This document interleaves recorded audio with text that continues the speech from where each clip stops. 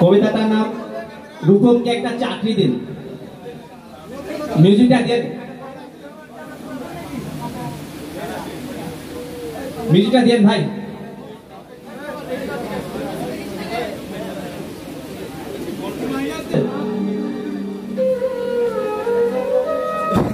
রূপমকে একটা চাকরি দিন, ডিপ্লোমা পাস, বাবা নেই, আছে প্রেমিকা, সেও আর 2-1 মাস দেখবে, তারপর নদীর এপার থেকে নদীর ওপারে গিয়ে বলবে, রূপম আজ চলি, তোমাকে মনে থাকবে চিরদিন।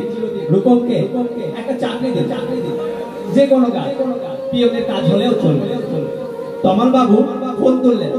ফোনের অন্য প্রান্তে যারা কথা বলেন তাদের যেহেতু দেখা যায় না, সুতরাং তারা দৌড়ছে। তমাল বাবু মামাকে বললেন, রূপমের একটা চাকরি দরকার। মামা বললেন কাকুকে, কাকা বললেন জ্যাঠাকে, জ্যাঠা বললেন বাতাসকে। মানুষ জানলে একরকম, কিন্তু বাতাস জানলে সে ছুটে যাবে প্রথমেই দক্ষিণে। সে বলবে দক্ষিণের অরণ্যকে, অরণ্য বলবে আগুনকে, আগুন গেল আলিমুদ্দিন স্টেটে। আলিমুদ্দিন ছুটলো নদীকে বলার জন্য। নদী এসে আশ্রয় পড়লো উপকূলে। আজ সমুদ্রে হিমাচল বলে উঠলো, রূপমের একটা চাকরি দরকার। ডিপ্লোমা পাস করে বসে আছে ছেলেটা।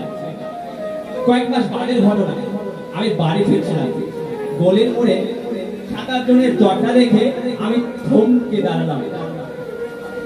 জল থেকে সদ্য তুলে আনা রূপমের ডেড বডি, সারা গায়ে ঘাস, খড়ফুটো, হাতের মুঠোয় ধরে থাকা একটা 1 টাকার কয়েন। পাবলিক বুথ থেকে কাউকে ফোন করতে চেয়েছিল রূপম। ভারত সরকারের 1 টাকার কয়েনের দিকে আমার চোখ। সারা গায়ে ঘাস, ঘাস নয় অক্ষর। ডিপ্লোমা পাস করতে একটা ছেলেকে যতগুলো অক্ষর পড়তে হয়, সেই সমস্ত ব্যর্থ অক্ষর ওর গায়ে লেগে আছে। একটা ছেলেকে কেন আপনারা ডিপ্লোমা পড়ান? কোন আহ্লাদে আটখানা বিশ্ববিদ্যালয় বানিয়েছে, তুলে দিন। এই কথাগুলো বলবে বলে ফোন তুললাম।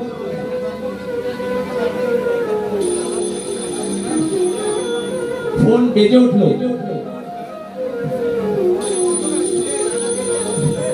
ফোন বেজে চলবে, 20 বছর ধরে ওই ফোন বেজে চলছে। আরো 20 বছর বাঁচবে। ধন্যবাদ সবাইকে।